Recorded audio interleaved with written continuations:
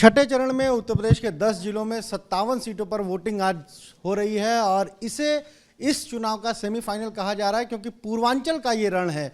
कुशीनगर की जो 7 सीटें हैं वहां पर भी आज वोटिंग हो रही है। फाजिल नगर बहुत महत्वपूर्ण है क्योंकि वहां से पूर्व कैबिनेट मंत्री और अब समाजवादी पार्टी के नेता स्वामी प्रसाद मौर्य चुनाव लड़ रहे हैं। मौर्य जी, आज वोटिंग हो रही है, क्या उम्मीदें हैं? फाजिल नगर की जनता लखनऊ भेजेगी आपको? बहुत बार लखनऊ अन्य विधानसभाओं से आप गए। जिस तरीके से उत्तर प्रदेश में समाजवादी पार्टी के नेतृत्व में महागठबंधन की लहर चल रही है, समाजवादी पार्टी के पक्ष में परिवर्तन की एक ऐसी तेज आंधी चल रही है जिसमें योगी सरकार का सुपड़ा साफ होना तय है। आज जो मतदान होगा वो उत्तर प्रदेश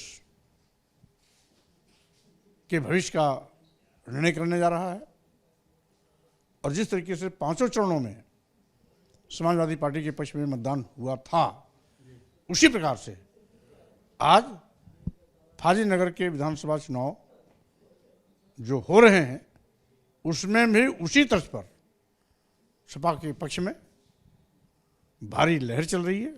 लोगों का रुझान सपा के पक्ष में है, मतदान भी समाजवादी पार्टी के पक्ष में होना प्रारंभ हो गया है और ये लहर अंत तक 7वें चरण तक भी चलती रहेगी।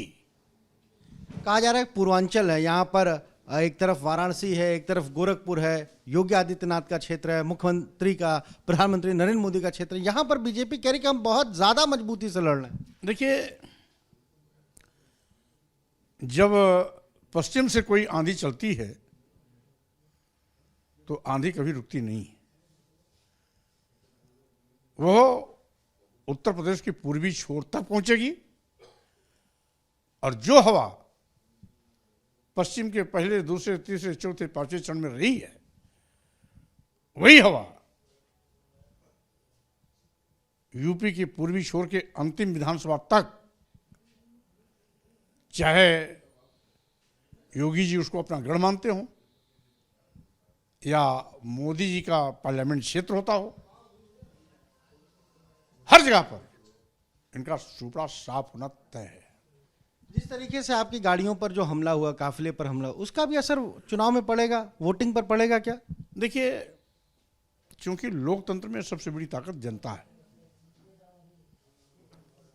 हर पार्टी के कार्यों का मूल्यांकन जनता चुपचाप देखती भी है, करती भी।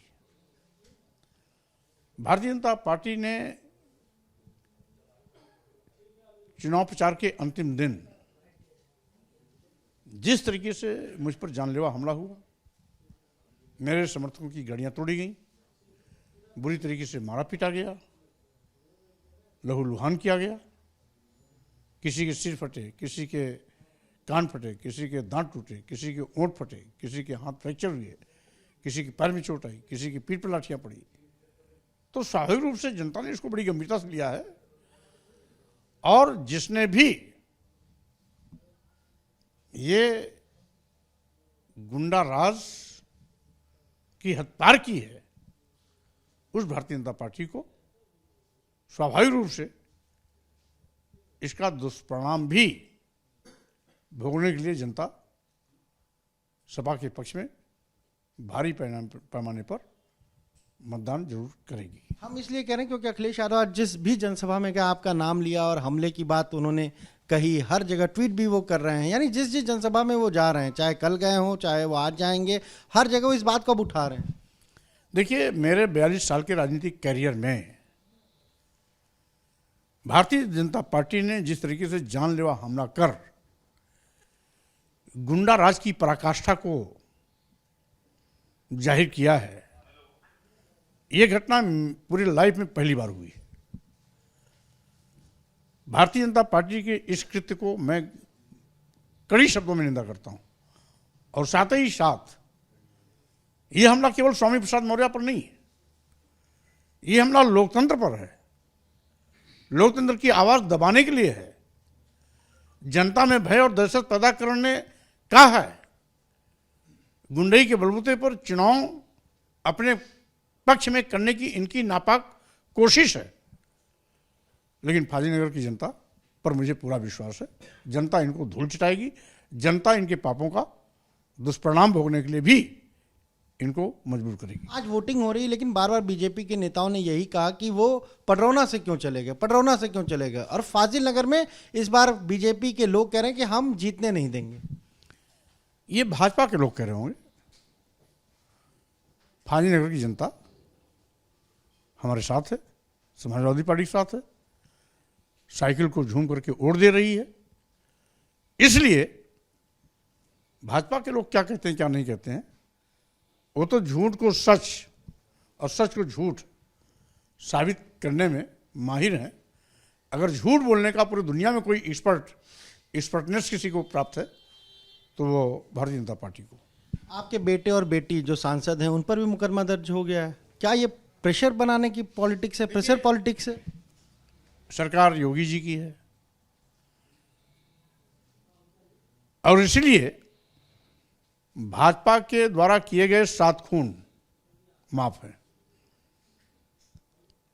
भारतीय जनता पार्टी कानून को बलाए ताक रख करके अपने लोगों को अराजकता फैलाने की छूट दे रखी है। जिला प्रशासन और पुलिस पर योगी सरकार का पूरा दबाव है। यहां तक कि मुझे जानकारी मिली है गोरखपुर क्षेत्र में आने वाले अधिकारियों की अलग से मीटिंग करके उनको कड़ी हिदायत दी है कि भाजपा के पक्ष में काम करें। लेकिन सच मरता नहीं।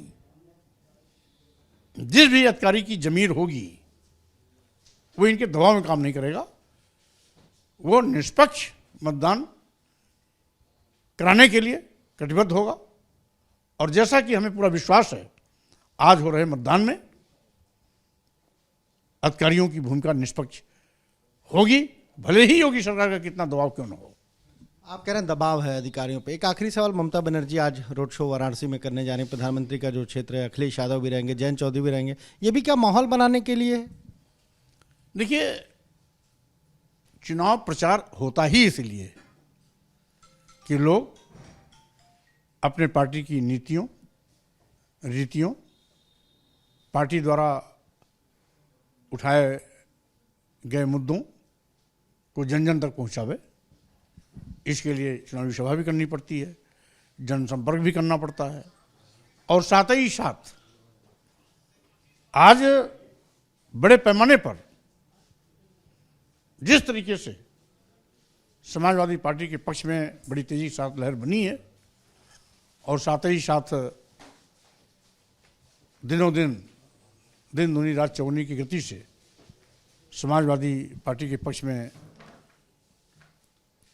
लहर तेज होती जा रही है, मतदान प्रतिशत बढ़ता जा रहा है, तो स्वाभाविक रूप से आज के हो रहे छठवें चरण के चुनाव में भी सपा बाजी मारेगी। भाजपा को फिर से बुरी तरह शिकस्त होना पड़ेगा और 7वें चरण में भी सपा जीत का परचम इसी तरीके से आगे भी लहराएगी। तो आपने सुना क्या कहना स्वयं प्रसाद मौर्य का। आज वोटिंग हो रही कुशीनगर और देखिए तमाम सारे समर्थक यहाँ पहुंचे हुए हैं उनके आवास पर, और चूंकि वोट उनका नहीं है, वो पहले ही रायबरेली में उनका वोट है स्वयं प्रसाद मौर्य का, वो वोट डाल आए हैं। तमाम सारे लोग रहे, पदम सिंह जी हमें दिख रहे हैं, तमाम सारे और कार्यकर्ता दिख रहे हैं। यानी अब तैयारी है कि अलग अलग बूथों पर जाएंगे। वोटिंग के दिन क्या कुछ आज वहाँ हो रहा है, इन सारी चीज़ों की जानकारी लेकिन साफ तौर पर कह रहे हैं कि फाजिलनगर में इस बार समाजवादी पार्टी की हवा है और फाजिलनगर की जनता उन्हें जिताकर 10 मार्च को लखनऊ भेजेगी। कैमरे जितिन के साथ अनवर शुक्ला, एपी गंगा, कुशीनगर।